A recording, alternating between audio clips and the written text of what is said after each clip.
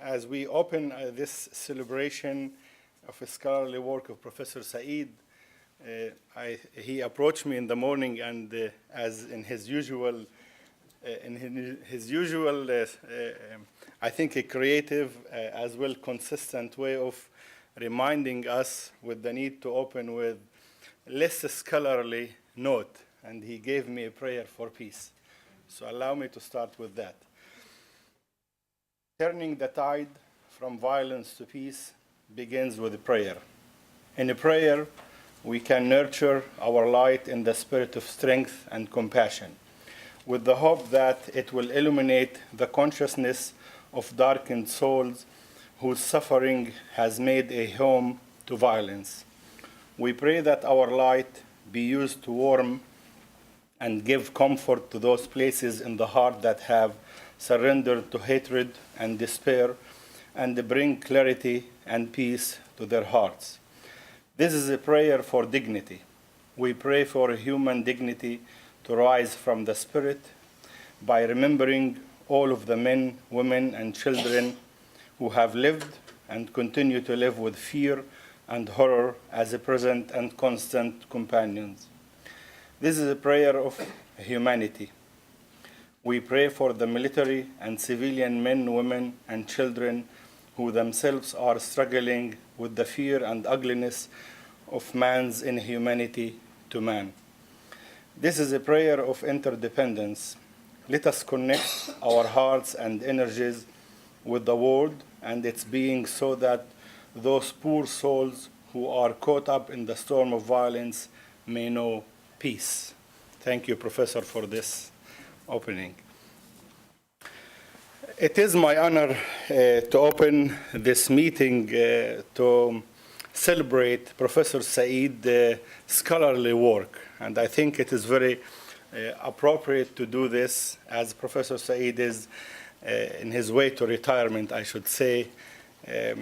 And this was not sort of difficult things to celebrate the scholarly part. The difficult part was to turn down so many people who wanted to participate and write and recognize his contribution to the academic and to the different disciplines in that sense.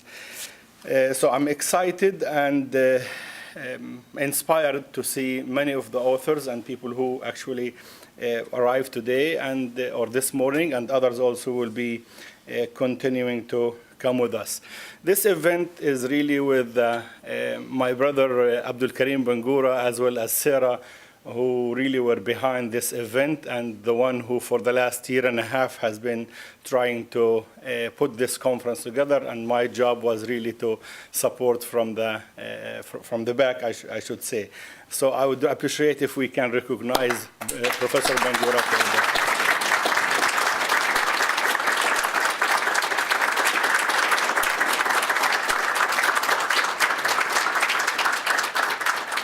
Since we are going to listen to over 20 academic papers throughout the day, and that will examine and reflect on the Professor Said contribution to a number of fields, and we will end the day also with a space for, I should say, personal comments and reflections from people who will be here in the afternoon to speak about their connection and link to Professor Said's work as well.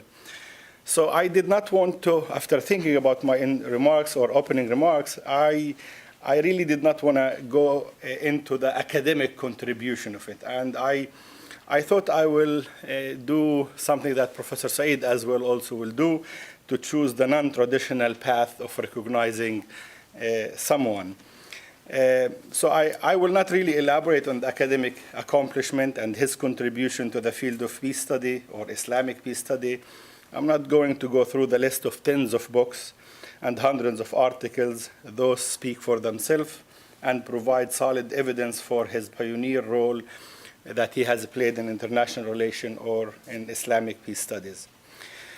So I decided to share with you really two qualities that I have both witnessed and had the honor and the privilege to experience them with Professor Said in the last 18 years of work with him.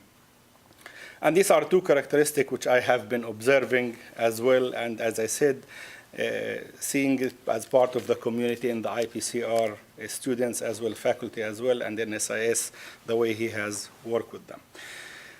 First quality is I would like to introduce him as a community builder. Yes, in our field of peace and conflict resolution, we are probably more than any other academic field consumed and obsessed with relationship building. This is a core principle in the field of peace building.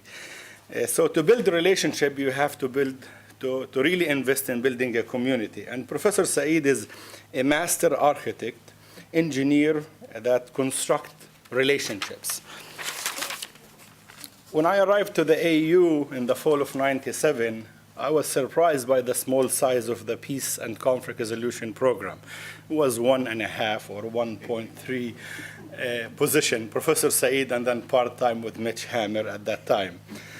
However, soon after a few conversations with Professor Saeed, I sensed and learned from him that the power of imagination and the human connectedness will be our main base of operation. And he brought these things into the meeting, the capacity and the encouragement to imagine. And in our field, moral imagination is the core of our work. We do scholarly research and we do write books and articles, but if you examine it, it's really in the base of it is to help ourselves and others to acquire the capacity to imagine a better future, even in the darkest moment of a conflict and violent conflict that's around us.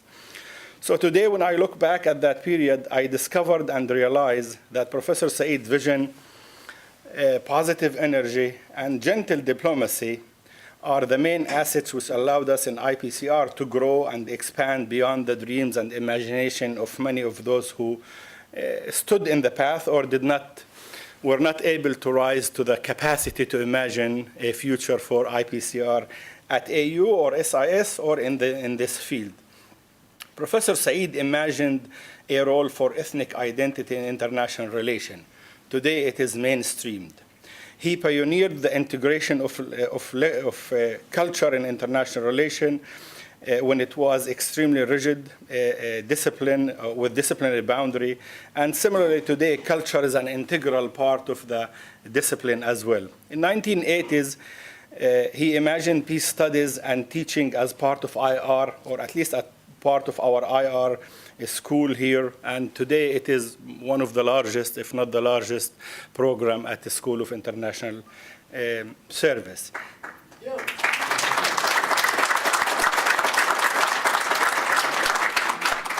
In 1993, I was invited from Guilford College, Greensboro. I was teaching at small liberal art Quaker school to take part in the first conference probably on Islamic peace. And it was very strange to be invited to Washington to talk about Islamic peace in 1994, 93. And here I found Professor Saeed pioneering with the imagination and dream that Islam and peace as a field of study in international relations. And today, as a result of that dream and power of imagination, we indeed have one and probably the only Islamic peace in a master program around the world that focuses on many of these courses. There is no other program around the world that focuses on that. That's unique with the Farsi chair as well. In the past few years, he has been developing and inspiring scholars and practitioners to bring spirituality into their practices. Hence, we started with a prayer. And not many academic programs will start with a prayer. He does that by speaking and promoting the value of universal humanity. And I invite you to see his publication with the Fetzer Institute about that. That also was an important contribution. Imagining and visioning are crucial to our role as peacemakers. And some could do that, yet Professor Saeed has done that with a special energy. But in many meetings in which I brought international visitors to Professor Saeed's office, they will spend an hour or less with him. When they leave, many of these guests or visitors will talk about special energy and the presence that they have picked up from that meeting. An Indian peace activist And one of Gandhi's actually disciples who worked with Gandhi, he visited us a few years back, I think about 9 years ago. And when he left Professor Said's office, he pulled me to the side and he said, "It has been many decades since I felt this energy and compassion while talking to Professor Said. What is it? What do you have here?" That energy and ability to connect with people is a special gift which Professor Said brings to his role as a community builder, and I think it's the core part of it. The second quality is a humility and modesty. The other quality which I chose, humility and modesty, to be the second one to share with you, can be seen that in the last decade and in the last 18 years and since I met with him and worked with him very closely, I am repeatedly amazed in the way he find ways to put the light on others and avoid being in the center. He doesn't like to be in the center, so this day probably is a torture for him. As a leader in our community, Professor Said always repeat and said, to be a leader and have a true power is to know how to distribute it and share it with others around you. And power is only constructive when we share it with others. His humility and modesty are prevalent in many of his actions and statements.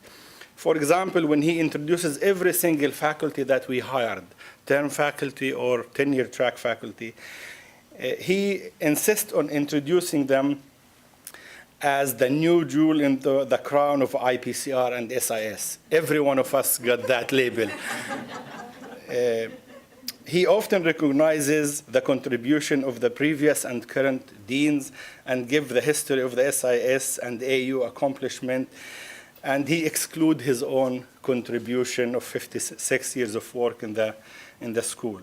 When he introduced many projects, major projects in the school, especially during the Center for Global Peace, which he has led and envisioned the project, he will place the light on others around him, interns, students, and program officers who work on that project. Mindful of the power differences and inclusivity, giving voice to everyone, especially students and others who might feel excluded or marginalized. Professor Said continued to build a strong and connected community of peacemakers at AU and USA and globally. Last year, he was recognized by the Peace Study Association in ISA as also one of the main contributors to that field.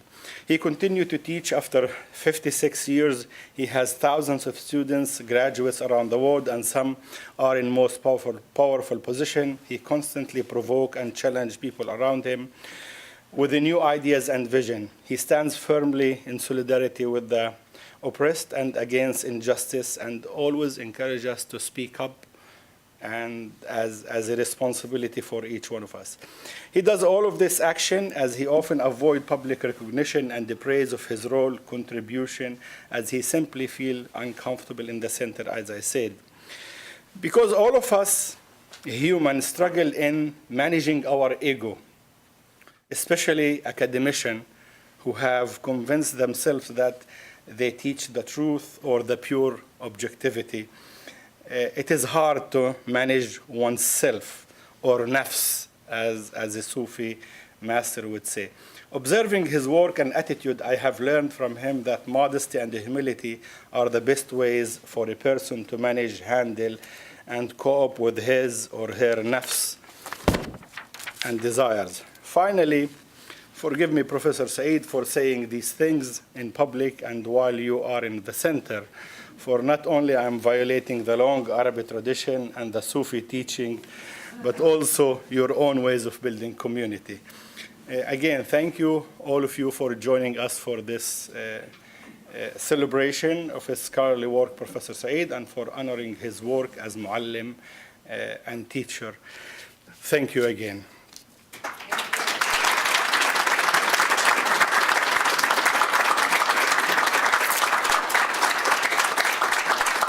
Thank you.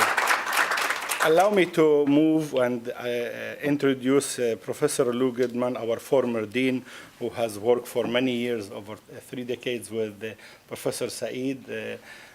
Dean Goodman has worked tirelessly with us in the program, and Professor Said in strengthening the IPCR and the peace orientation in the School of international service, and he's a sociologist, and I asked already to forgive me for not going through his CV and his accomplishment, but he's also a practitioner and also community builder. Please, thank you.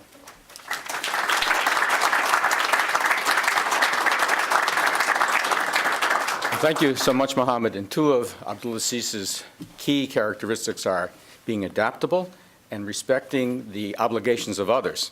And in that context, we are going to have a switch here, and I'm going to introduce Neil Kerwin, the president of American University, who has known Abdulaziz longer than anyone else that I think in this room.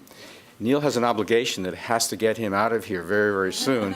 And he and I agreed that he would reintroduce me, and then I would give my words after that. So, Neil.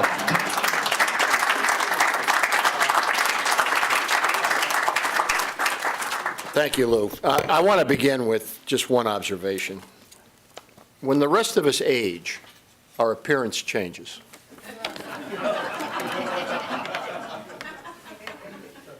But Abdul, I mean, please, all right? The most remarkable thing. 57 years.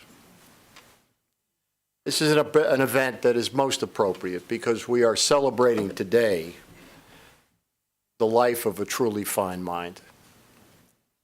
Now, I have been Abdul's colleague at American University for 40 years. But what many people in this room probably don't know is that I had the longevity sometimes is its own reward, trust me. But I had the opportunity at an earlier point for that relationship to be longer.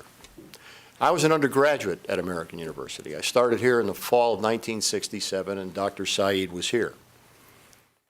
I tried on 4 occasions to get into his course, and I never succeeded. So I could have known Abdul much longer. But I did read Lurchin Saeed.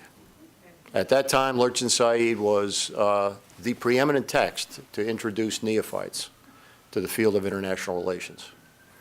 So what happened is I came back as a faculty member 4 years later, and I became his student for 40 years, and I remain that today.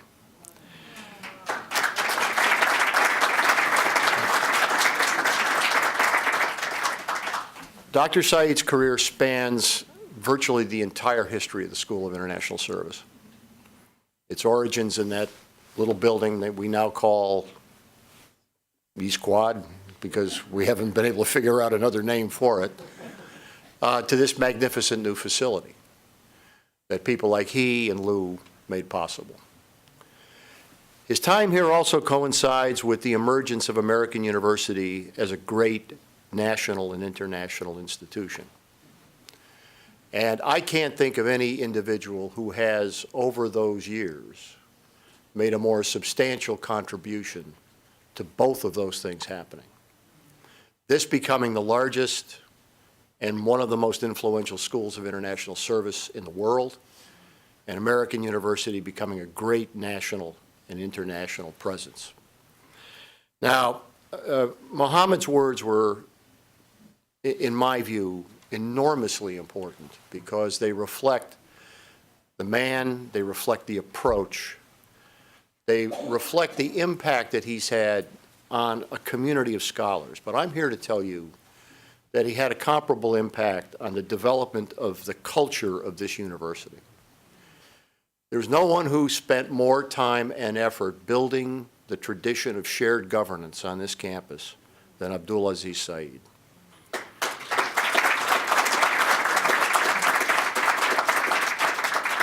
Years of commitment to organizations like our Faculty Senate, spending countless hours with student organizations, encouraging them to be involved in constructive ways.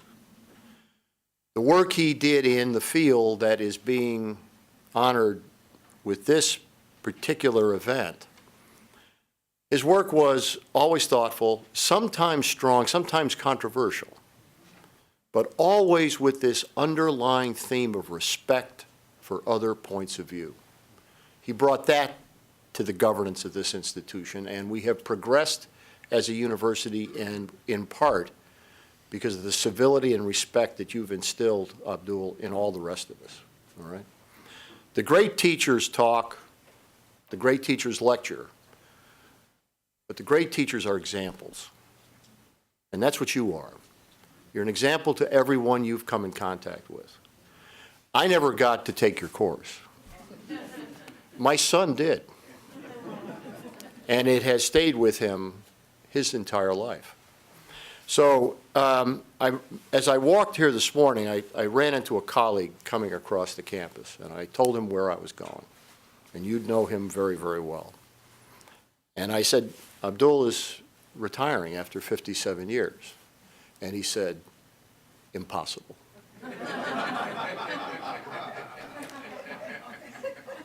And what he reflected, Abdul, was in fact true. We will not let you.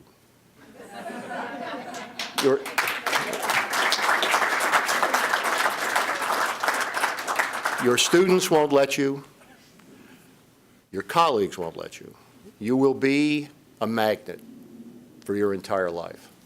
So as you contemplate this man's impact, the words that I would leave you with are very simple.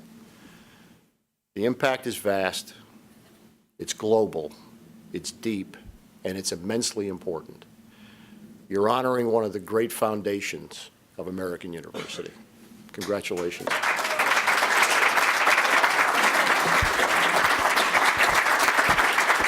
Now, let me introduce someone else who's made an important contribution to this institution's history and who was gracious enough to let me speak first, all right? Dr. Louis Goodman, my colleague and friend.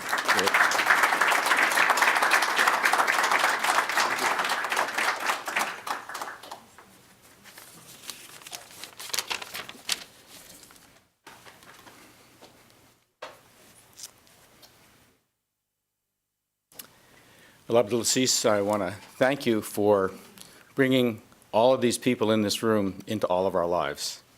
I mean, I look around the room, I see people that I began to know 30 years ago when I first came to the School of International Service. You introduced me to many of them.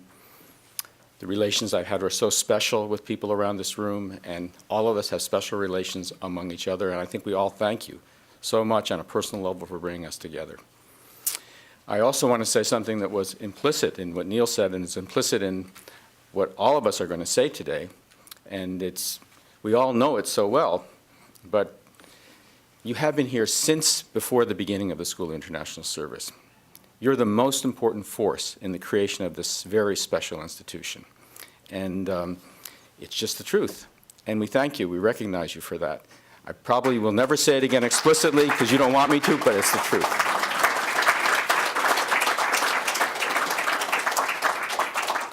And in your being and in your teaching, you've taught us lots of things. And the most important thing that you have taught me that's very, very broad is that when we're here today, and you say this many times, we stand on hallowed ground. It's a phrase that I haven't heard that often. I mean, we all remember it from the Gettysburg Address and Abraham Lincoln, and it's a special word in terms of the history of the United States. But that you've taught us that this ground has been hallowed by many sacred acts. And you've taught us that some of those acts are big totemic acts, and others are small personal acts. And all of them are essential for creating the hallowed ground that we have here. Mostly you talk about, in your speeches, the character of American University, its non-discriminatory behavior, and its welcoming of refugees as contributing to making this hallowed ground. But you yourself have done some amazing totemic things to make this. When I first came here, I was told the story of when you were a graduate student, and there was a Jewish fraternity, the Phi Epps, who were being pushed off campus because some forces didn't want to have a Jewish community on campus. And you're not Jewish. That may surprise some people. And you went and you sat with them. And that fraternity continues to this day. And the most important donors to American University are from that group of people that you brought into this community, that you kept here, and that you have relationships with to this day. This was important for the character of the university and for the bricks and mortar of this university.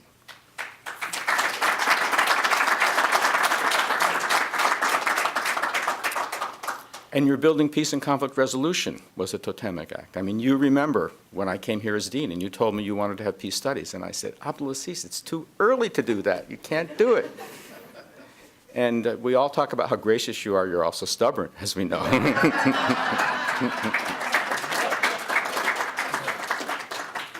And we worked together, and you worked with many people, and we have what Mohammed described, peace and conflict resolution, which is so important here and so important for academia worldwide. And then Islam and peace. So many people do not understand that, and it's so important that it be understood. These are totemic acts that you have done to make this ground hallowed, really hallowed. But you've also done individual, personalized acts. I mean, for me, the one that I remember most clearly, and I'm sure you remember it too, was the day that I arrived as dean on the 5th of July, 1986. I walked into my office in the old SAS building, and there was a bowl with tiger lilies on it. And I said to my assistant, "What is this?" And they said, "Abdulaziz Said, he left that for you." And I was greeted, not by you, but by these flowers. And then later in the day, you came down and we had a conversation. And the sentiment, the profundity of that greeting, that individual act hallows this ground. And the way you worked with other individuals on our faculty, and the way you worked with student after student. I mean, I've watched lines of students and lines of non-students outside your office waiting to work with you and to be with you. That hallows this ground. So for the special things that you have done, the big things and the small things, I thank you. And I think everyone in this room has individual experiences like the ones that I've had. And we'll probably talk with each other about them today. And we'll enrich our own lives by reminding each other of what they are. And we'll thank you for doing that and for hallowing this ground by doing those things. So thank you so much, Abdulaziz. Thank you.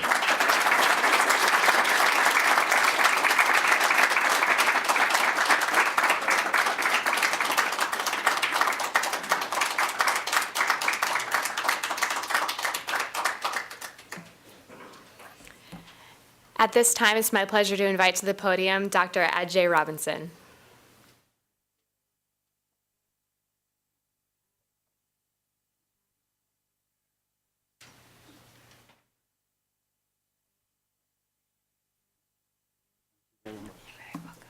Good morning, all. Good morning. If anybody doubted telepathy, I think today we proved that telepathy still works. Because the title of my poem is Smallness, Greatness in Smallness. And so many times my predecessors had referred to the big things and the small things that Professor paid attention to. We have a proverb at home that you're looking for something in the clouds, and you looked at the floor, you saw it by your toe on the ground. I have been waiting for an opportunity to say thank you to Professor Said. I never got it.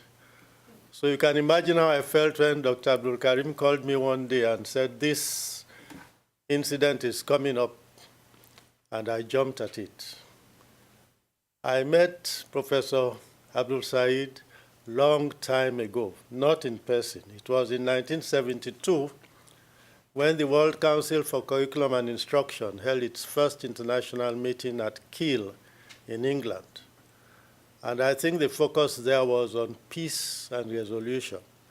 In fact, it so impressed me that I ended up writing my first poem on peace. This is the second.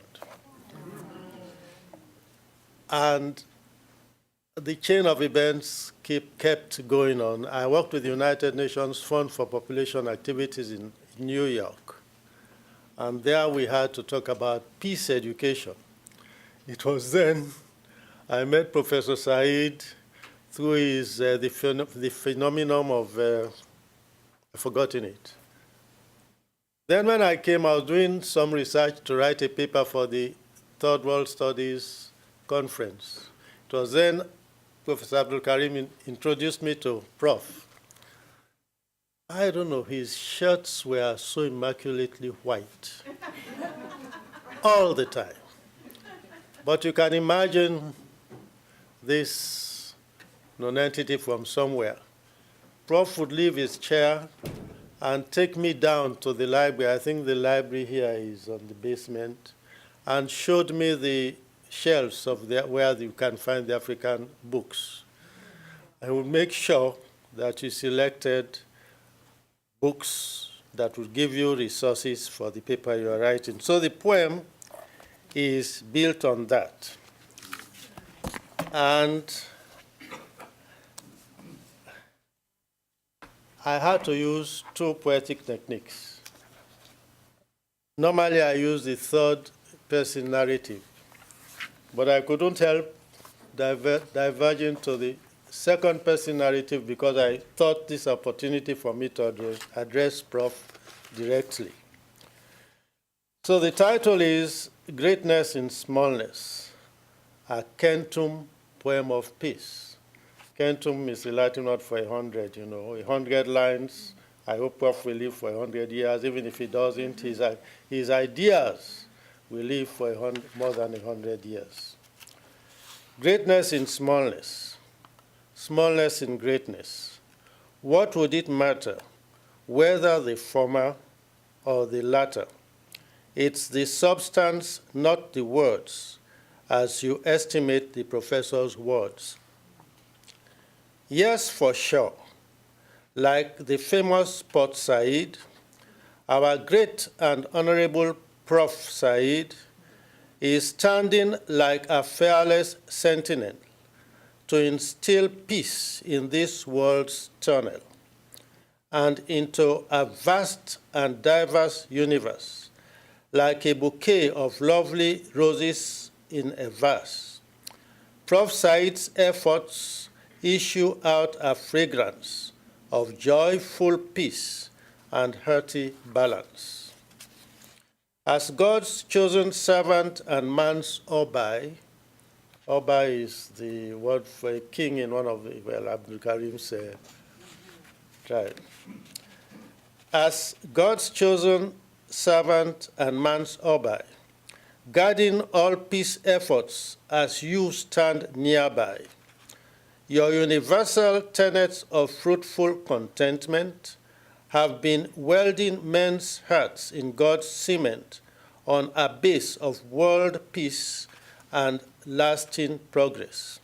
Just as Port Said, Egypt's Nile gift to possess, that piece of fertility, fruition, and faithfulness, Prof. Said, linked with that ancient fertile crescent port, has truly established his heritage from Syria's fort. Indeed, our erudite professor stands tall, extending his arms of welcome in the fall to an unknown research candidate from nowhere. Like a tiny goldfish in the bellows of a large whale, offering him the Abdul's treasure from, AMUS stands for American University. Offering him the Abdul's treasure from AMU's shelves in that library of diamonds of luster in themselves. Not once, not twice, but ever, always without fail, to man the helm of the peace research boat to sail. Professor Abdul Aziz Said, God's faithful servant, has been in our worlds a champion important, from the then peaceful kingdom of Syria to the lasting capitalistic arena of America. He has erected an inward indelible greatness that established a universal gladness in the unforgettable human memory of Prof. Abdul Aziz's human promontory. From Syria, he carried the flowers piece by piece to plant love in God's garden of world peace. He is a staunch flag bearer with insatiable capacity to cultivate peace for all in our universe's great city, nature's abundant wealth and peaceful contentment, to aid the strides of the third world improvement. His students in their small and little corners have been nurtured by professors, fruitful farmers. The great and all-round Prof. Abdul Aziz Said, with a heart and soul to lead, has been plowing the numerous farms of liberty to eradicate corruption and unending poverty and the vast field of stinking political opulence as he works tirelessly in purposeful silence and shielded by Amu's golden fleece. He plants and tends the seeds of lasting peace. Using his staunch and sterling greatness, he has helped mold smallness upon smallness into a wonderful pinnacle of human greatness. Prof would stand by the door to welcome you and walk the hallways to the library with you. He would scan the library shelves expertly to see that you are choosing books cleverly. And soon you begin to experience, like a virgin bride, the honeymoon influence. With his installation in Amus in 1957, all the forces of peace from his heart broke even. He has been cultivating peace plants since 1964 to be harvested by a picker of the UNFPA in 1974. He had since combated that genesis of worldly hate with his The African Phenomenon in 1968. It was then and now an altruistic peace bait that so eloquently designed his fate, making humanity to the weak his lasting song, and exhibiting his strength to the stubborn strong. Prof. Abdul Aziz Said is one big man in many, who focuses his attention on a peaceful world of destiny. Indeed, one dedicated man from our turbulent human race has won the accolade of greatness in this world's palace, and with his stretched out arms, he stands tall to greet you anytime you search the halls of the academic milieu. Just as the Nile flows into that ancient Port Said, so does Prof. Said flow into the hearts of men in need. Prof. Abdul Aziz Said, that indomitable tower of peace, has built a strong foundation of peace without the police. With a zeal for the place of greatness in smallness, you have built around you a wall of righteousness. With every effort of your peaceful boldness, you built a discipleship of immeasurable vastness, and you have raised your disciplined apostles to plan, build, and fortify impregnable peace castles in the hearts of children, women, and men, and prepare them for a world of perpetual amen, to shun the foul and fraudulent, and loathe with a vengeance the indolent. Professor Abdul Aziz Said, imbued with God's speed on your steed, it is evident from your deeds and scholarly papers that in truth you are an illustrious man of letters. Greatness in smallness, smallness in greatness, what does it matter when it's for the better for our turbulent universe of a peaceful world to lease from Professor Said's empire of lasting peace. Thank you very much.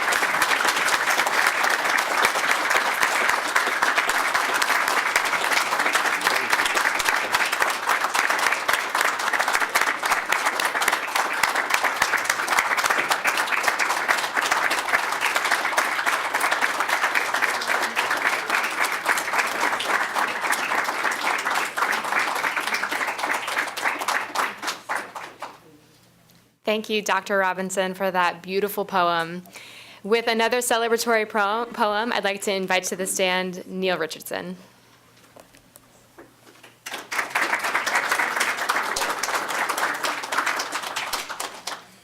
Good morning.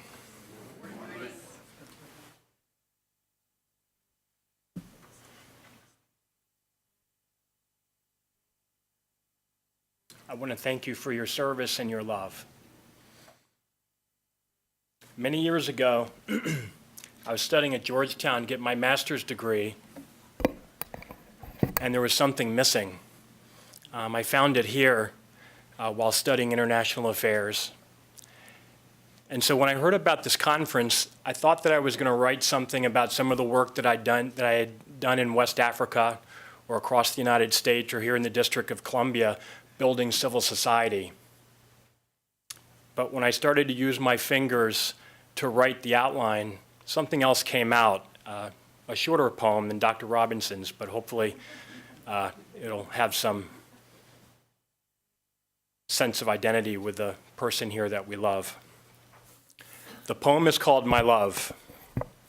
And I'll also say that when I started here, Dr. Said and I had a love for poetry, and he introduced me to the poet Rumi, and I had done a lot of research and study on the poet Walt Whitman, and the commonality between both of them is they saw God in every person, and it's the only way that we'll have peace in this world is if we can all get to that consciousness.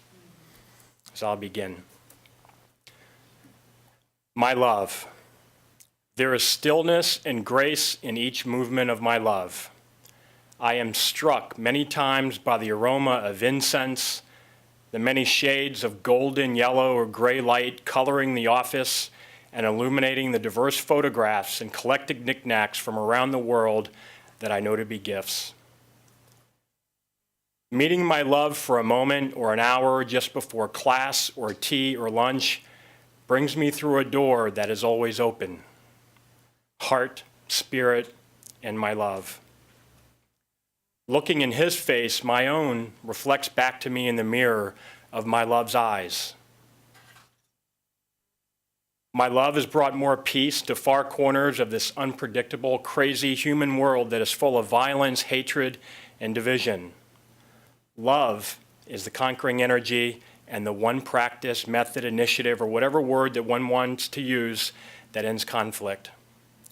My love has planted thousands, millions, billions of seeds that will grow until all the stars in the sky grow dim and begin again in the pulse and flash of eternity.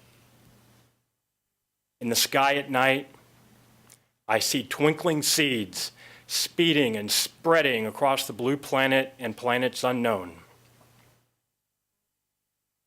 I find my love and feel the divine when I am quiet with him and few words are spoken.